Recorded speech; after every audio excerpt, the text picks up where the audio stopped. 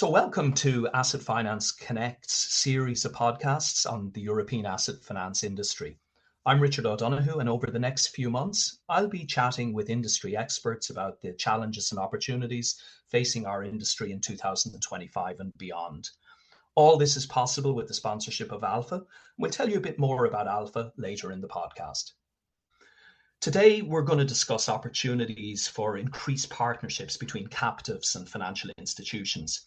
Captives are increasingly facing cost pressures and funding challenges. So does this create an opportunity for established financial players to work more closely with the captives? To unpick this topic, I'm delighted to be joined by Mathilde Saint-Pol, who's the MD of Econocom France's technology management and financing business. And as a bonus, we're also going to discuss innovation at Econocom, and particularly the sales agency model that Econocom has introduced to the market. But before we get into that, Mathilde, maybe tell us a little bit about yourself and about Econocom for people who may not know a lot about Econocom. Thank you, Richard. So I will start perhaps with Econocom, just for those who don't know the group. Econocom is a European group that designs and develops comprehensive, sustainable and circular digital solutions for end users in private and public companies. Econocom is a listed family business. We are listed, but we are a family business because the business was created by Jean-Louis Bouchard, who is still the chairman of the group, and he created this business in 1974, so more than 50 years ago. Today, the group employs almost 9,000 people, and our revenue is 2.8 billion euros. So we are European group, and we are proud to be European, mainly based in France, but we are European, and we are present in 10 major countries, and even more because we have 16 offices over the world. So Econocom has created its business and developed a specific model around three main businesses to address the full life cycle of products, from the design to the end of life. So this is very important to have in mind that we have three balanced businesses, which are the equipment selling, the services around those equipment, and the leasing, which is a kind of backbone of those businesses, and that helps managing all the life cycle from an end to end. And this is really what we have emphasized and reconfirmed when we launched our new strategic plan at the end of 2023. And this is really Econocom's strategy to have those three balanced business. Important to have this in mind. Last thing I would like to add concerning Econocom is that we work in three main domains, which are workplace, infrastructure, and audiovisual. But as far as leasing is concerned, we also have a fourth pillar, which is the financing of strategic assets, which is very specific to Econocom. We often say that we are a kind of one-of-a-kind group because we are very specific, having those three balanced businesses. But this is what makes our strength, I think. As far as I'm concerned, so I'm in charge of the leasing business for France. I have been in the group for 2 years or 18 years. It depends on how you look at things. So I joined the group in 2006, but I left for a while and went back in 2022. Happy to be there and to develop this leasing business in France. I think there's so many things you mentioned there, Mathilde, that we could talk about. I mean, it's an unusual business model in that, as you say, you've got a reseller, you've got the services business and finance being part of that. So it's got elements of a captive in that you've kind of got a core reselling business that does finance. But I guess it's different from a captive in that you finance lots of people's technology rather than just what Econocom is reselling. So it's kind of an unusual model. And I guess the other thing is, it's an amazing success story in Europe for, a business to come from something, privately owned, family owned in 50 years to the kind of scale of business it has today. Let me pick up just though, because you did mention, and I know because our paths crossed, that you worked for, well, let's just say it, you worked with SCC and Rigby Capital, which was more of a captive, I guess. Any differences? I get asked the question a lot around, What's the difference between a captive maybe and an independent in terms of attitude, working environment? Any thoughts on that from your personal experience? I would say that maybe it's a different choice of strategy. What is very similar and very interesting in both companies is that SCC is also a family business created in 1975. And those two groups have taken different ways with a lot of success in both organizations. So that is very interesting. But as far as leasing is concerned, Econocom, it's a business on its own. And in Econocom, we really have an entrepreneurial spirit, which is the DNA of the group. And it really comes from our chairman and main majority shareholder, Mr. Jean-Louis Bouchard, who is very present and gives us this entrepreneurial spirit. What does it mean? It means that we work in synergies with the other businesses, but we have independence, we have our autonomy, and each business is a business on its own.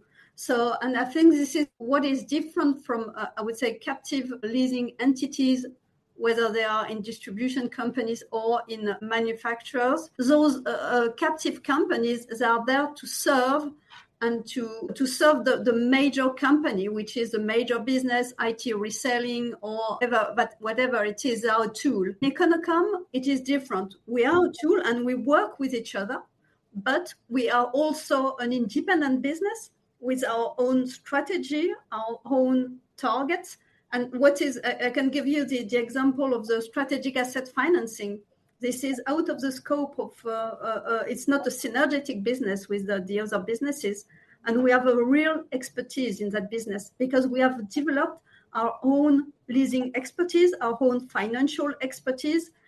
And I think having this model gives us a very strong power because it is powerful to our customers because we are strong in what we do. We are a real autonomous leasing entity, but we can also propose to our customers some end-to-end solutions with a full scope of services, but with a big strength and with a big ability to deliver in each area of our businesses. So for me, this is what is very different. We are not just here to serve the major company. We are also here to have our own strategy and to serve the group. Yeah. And I think it's always the thing with a captive, the question is, are you there to serve the parent or are you there to be a profitable entity in its own right? Every captive discusses it. And normally the answer is a very unsatisfactory answer, which is both. People say, yeah, we'd like you to serve the parent and be profitable. But let me kind of come back. This is why the captive world even speaks as itself. Yeah, it's very, very, very true. But we said at the beginning, we talk a bit about partnerships. And again, let's take this back to captives and working with groups like Econocom. So, if you think about the captive world, the reason people tend to set up captives is they believe they get more flexibility, more responsiveness, better aligned to their businesses, and ultimately a better customer experience. On the other hand, particularly at the moment, you've a huge amount of regulations coming in. It's becoming very expensive to run a captive. And on top of that, with some banks exiting the market, there's probably a challenge for some of the captives around funding. So, when you sort of take all of that together, what opportunities do you see to perhaps partner with captives? Because in the past, it was very much kind of the captives did their own thing, the independents did their own thing. We competed with each other. Is there more of an opportunity to partner at this point in time? There are things on which I disagree in what you say. I don't think captives are more responsive than independent companies. I think you mentioned the entrepreneurial spirit of Econocom, and I think this is really what makes us specific because we are European company, as I said, but again, we are small enough to care, as some say, and I think it's important. We are not in a big American group driven by procedures and organizations, and we are not told what we have to do. We are very creative, very agile in everything we do. So I think independent companies are usually really more reactive, responsive, and agile than those captives. But I fully agree that there are big opportunities today. And we are even currently working with some captives and with some vendors to develop specific offers that they're not able to deliver by themselves. Because, as I said, we have those different businesses. We have the capabilities to address the full scope of the life cycle of the equipment management from end to end. We even have our in-house refurbishing company. So we can deliver the full value chain to customers. And this is also what captives are looking for. They are looking for partners understanding their business, understanding products, and this is what we do. We are a digital company, so we know about the products, we know about technologies, so we are professionals of those technologies. Of course, we are independent, but independence doesn't mean that you cannot partner. You can have different types of partnerships with different partners, and keeping the specificities of those partners and being able to drive and to propose specific value for those different partners. So I think we have many complementarities, because captives usually have the support and the strength of the brand and of the big machine which is behind them. And we have the agility and the responsiveness that they need. We have the ability to manage the end-to-end process. And we are very, I would say, acute commercially, because we are very present in our accounts. And we also bring the sales force that the captives need just to develop and to be present everywhere. So I think companies like Econocom are very commercial. I mentioned the entrepreneurial spirit, but we are a commercial company. And the strength of our sales force is very important. People are trained, people are able to discuss and to present any kind of offers with a very broad expertise. So I think this is where we are at a moment where captives and independent company can really develop some common values, where we can get the best of the two. And again, I think captives, as you mentioned, have created some banks in a very regulated environment.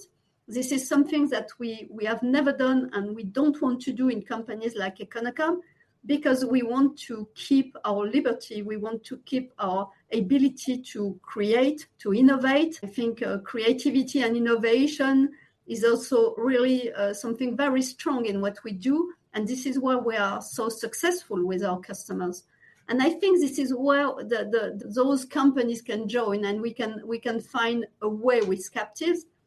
And again, we discuss currently with captives to develop some specific offers for some very big brands, just to give them a way to address their business differently through our sales force. You pile up powers and strengths, so I think it will be very powerful and successful to our customers. And I think we don't have enough time to debate some of the things that you mentioned. Particularly, I think there's maybe a degree of controversy around, well, we don't want to be a bank, etc. I think other people would argue that having a banking license is important in terms of being able to deliver flexible products. But we can have that discussion when we have the main event in May in Amsterdam. I think it's a great topic. But I do agree with what you say around bringing the relative strengths of a captive, which is kind of the brand and the integration into the parent, and the relative strengths that a company like Econocom can bring around,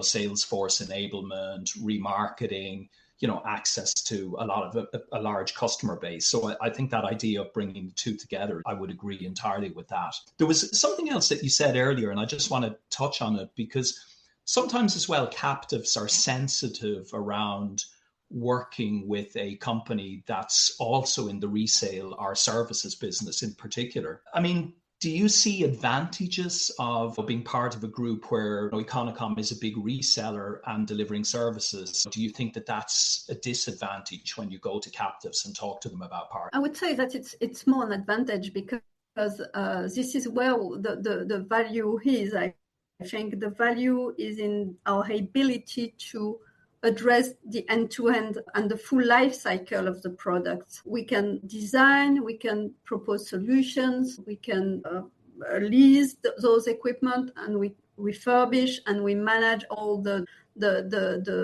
maintenance and the guarantees of the equipment. So we can address the full life cycle, and I think this is very powerful for captives.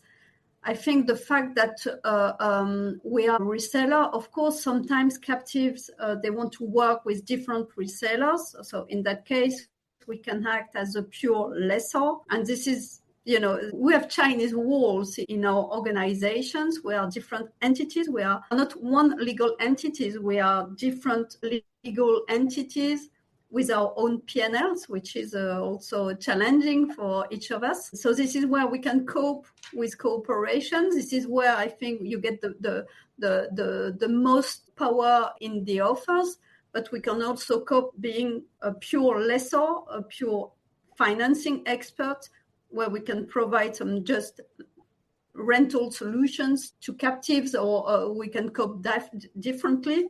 When we act as a pure lessor, our added value is still the asset lifecycle management, but more as on the cost aspects. But we also have big value in the refurbishing business and all the CSR approach, because within the leasing business, we are now able to measure the carbon footprint. We are able to deliver some specific reporting to CSRD. So we have our value proposition on our own as a leasing business, and we have another value proposition, perhaps more comprehensive, with the other business. We adapt to the different needs.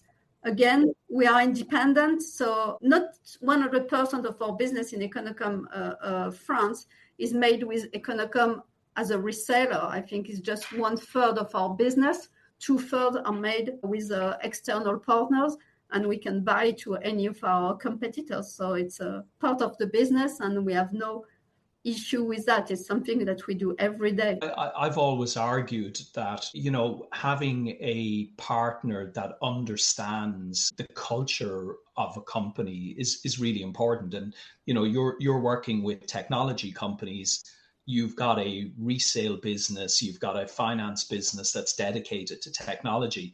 So you have that sort of understanding of the culture. You have the understanding of how important quarter ends are, and having a credit committee meeting once a week doesn't really work when it comes to quarter end in a big technology company. So I think that outweighs a lot of the concerns. But it was just something I was kind of curious as to your view. Now, a quick word about our sponsors, Alpha. 2025 marks their 35th year in business. And to celebrate, they've just released Alpha System 6, which, like all previous software releases from Alpha, supports origination, servicing, and collections in the asset finance industry. And there's more. While Alpha System 6 delivers a bespoke solution, the cost-effective pre-configured solution called Alpha Start enables asset finance providers to be up and running with Alpha Systems in a few months. Alpha Start's already been winning customers in North America and the UK, and is coming to Europe in the near future. Watch this space or find out more at alphasystems.com. Let's just pivot to the second area I wanted to chat about quickly, which is innovation. A lot of talk about how do we innovate, disruption in the market, etc. And one of the things I kind of saw on your website a couple of months ago was you were talking about a sales model that's kind of an agency model. And I just thought it would be interesting, again, for listeners to understand, how does that work? Why did you launch it? And how is it working? Can you talk a little bit about that? Yeah, so it's innovation, but I would say renew, because for your knowledge, when the group was created in the 70s, it was the original model that Jean-Louis Bouchard created, this agency model where, as an entrepreneur, he wanted to have in front of him not only salespeople as employees, but people able to challenge the organization, to challenge the process, and have this independence that I mentioned, and this entrepreneurial spirit. Again, this is really the DNA of Econocom. And each of us, wherever we are supposed to be proactive, entrepreneur, and to propose things. And we are all innovators. So when Jean-Louis Bouchard came to us 1.5 years ago saying, I want to relaunch this agency model because we still have some agents, but not that many, especially in leasing. We said, this is not new. But at the end of the day, we realized that it was very new and very innovative. It is a very modern way to approach the business. Because today in our world, and especially since COVID, many people want to have this independence. They want to manage their own business. And relaunching this agency model was a huge opportunity for many people who are at a moment in their career where maybe they don't want to be in a hierarchy anymore, they don't want to have a boss anymore, but they don't really want to manage other people, and they want to develop just their sales skills. And this is a big opportunity for those people. So clearly, the agent model is a model where we don't hire salespeople, but we sign a contract with a company, which is the agency of the salespeople, where we have a contract, so they are allowed to manage and to manage customers. They don't own the customers, but they have the right to manage those customers and to get the profit of the management of the customers. They are paid on the profit they make on the customers' management. And so, and they got the property of the portfolio, not the customers, which means that what they create a kind of contract portfolio, which means that when they want to retire, at the end, they can sell back to Econocom this right to manage the customers. And this is very powerful and very successful. This is powerful to customers because it brings a very strong loyalty to customers. You know, agents are not here just for 1 to 5 years. Usually they create that portfolio, so they are here until their retirement. So they are very faithful to customers, and they are trustful to customers. So customers like that because they know that the agent will be the best supporter, their best sponsor within the organization. And the agent will give the best because the value for the agent is to keep the customer for the long term. So this is powerful for the customers. This is powerful for the agents because the agents, the more they work, the more they make business, the more they are paid. So they are very happy to not to have any limit in their salaries. They have independence. They can manage the level of salaries they want to get, depending on the effort they want to make. And for Econocom and for customers, the big advantage is really this long-term relationship creation. And again, what I always say is that our business is not a transactional business. Our business is a relationship business. And what agents create is really a long-term relationship. And this is why it is very powerful. Of course, we don't have only agents. We have a balance between internal sales on payroll and agents, because agents are independent. So you cannot drive an agent as you would manage an internal sale, because of course they have also their autonomy. So when you discuss with an agent as manager, you discuss with another manager owning his company. And when you discuss with a payroll sales, you discuss with an employee, so you can you can drive those sales differently. So it's good to have a mix, but it's very interesting, this model, because it is challenging for managers, and it is very interesting to have this kind of people to work with, because they bring a lot to the company and they bring a lot to the customers. It's interesting, the model, and I think at the beginning there's no such thing as a new idea. It's just bringing back old ideas, maybe in a different way. But also I think with COVID, a lot of people clearly have reevaluated their lives, and there is a potential workforce out there that doesn't want to do, as you said, the 9 to 5 or be managed. They want to do different things with their time. And this model would seem to work really, really well for them. And the other thing that struck me is, in many ways, it's kind of like a core IT business where big OEMs, original equipment manufacturers, work with lots of partners who, to a large extent, are a little bit like agents. They're just simply reselling their product. So, it's an interesting idea of taking that model and applying it to financial services, which is probably not something we see an awful lot of, certainly not I would say, in that kind of captive space. It's not something we would be familiar with.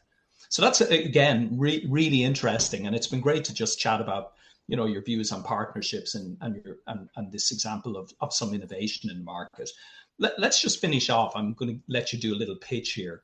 So if there are captives listening that want to work with Econocom, give me 2 or 3 reasons in very short reasons as to why you think Econocom is the right partner for them. I think there are many reasons. So I need to choose. 3. First one, maybe I will have 4.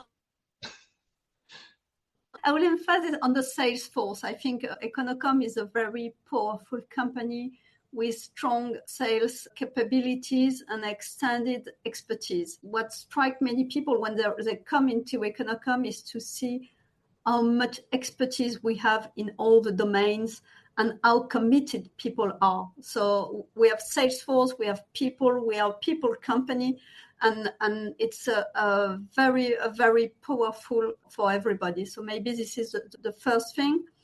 The second thing I would like to highlight is this innovation spirit, this entrepreneurial spirit. I would say we have no limits. Of course, we have limits like everywhere, but we can be very creative, very responsive. We always adapt to our partners or our customers' expectations. We find ways. We are solution makers. We are enablers. So, and this is really part of what makes it so passionate to work within Econocom, is that no day is like the other, because you always have new things to create and new things to think about. So clearly, innovation, entrepreneurial spirit is a very big thing.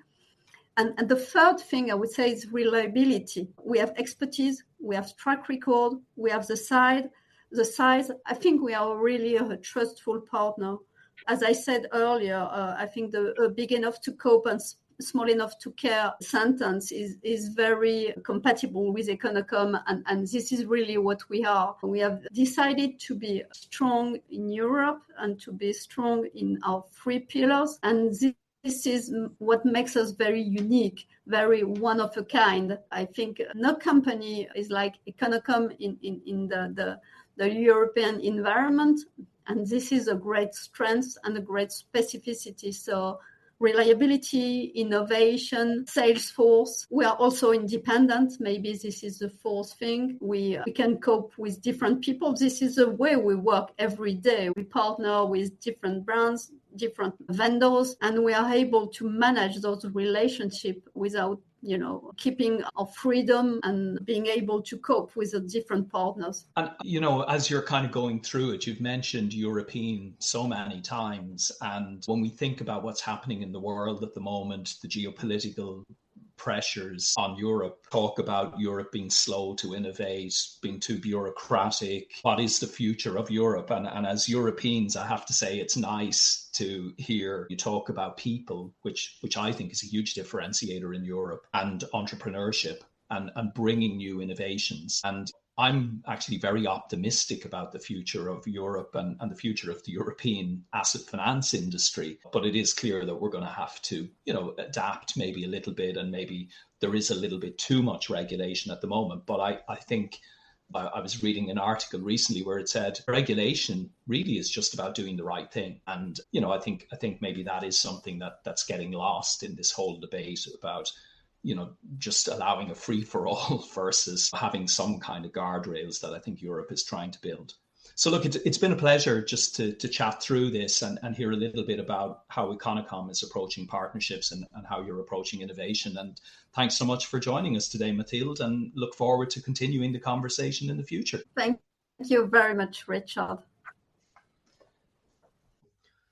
Thanks for listening to this podcast from Asset Finance Connect, and sponsored by Alpha. Often conversations bring up things that you hadn't previously considered.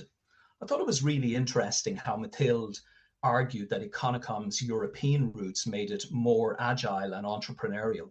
That's a perspective that's quite different to the one that we're normally hearing or reading about. And maybe it can be the basis for a future podcast. If you've ideas for future episodes, drop a note to the team at Asset Finance Connect. Thanks for listening.